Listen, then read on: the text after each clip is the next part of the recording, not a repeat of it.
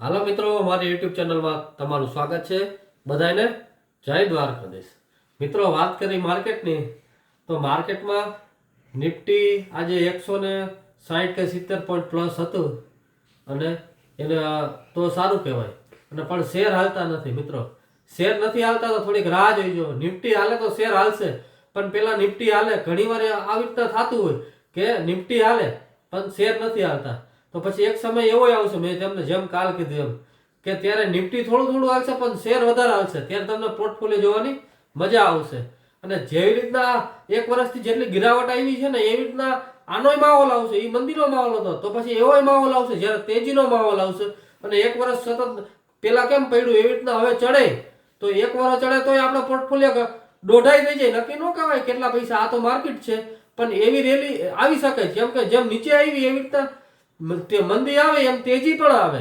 અને મિત્રો, નિફ્ટી જે હિસાબે ક્લોઝિંગ દે છે ને, એ હિસાબે નિફ્ટીનું સારું ક્લોઝિંગ કહેવાય. કેમ કે હવે નિફ્ટીને બે સપોર્ટ નીચે આપણે થઈ ગયા છે.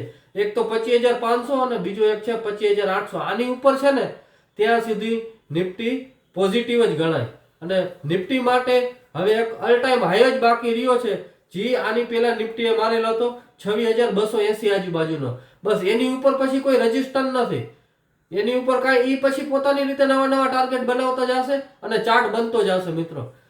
એટલે નિફ્ટીમાં હવે ઉપર કોઈ રેઝિસ્ટન્સ કે એવું કંઈ છે નહીં. અને મિત્રો, વાત કરી તો એક આજે ડિફેન્સ સેક્ટરમાં કામ કરે છે ઝેન ટેકનોલોજી. ઝેન ટેકનોલોજી રહી ને મિત્રો, આજે 4% નીચે છે.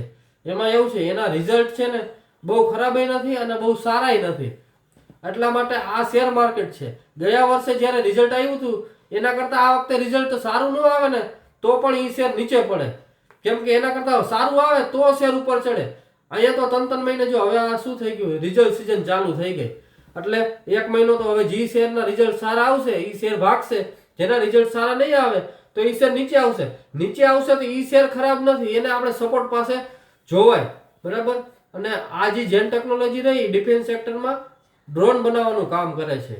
એટલે એ 4% નીચે હતું મિત્રો. એટલે મિત્રો, એક આ વાત હતી. અને મિત્રો, વાત કરી બીજી, તો નિફ્ટી હવે ધીરે ધીરે પોઝિટિવ ક્લોઝિંગ આપી રહી છે.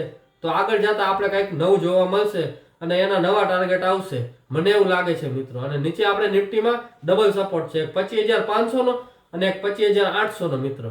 બસ મિત્રો, આજની વાતમાં આટલું જ. ફરી કાલ મળશું. બધાને જય શ્રી રામ.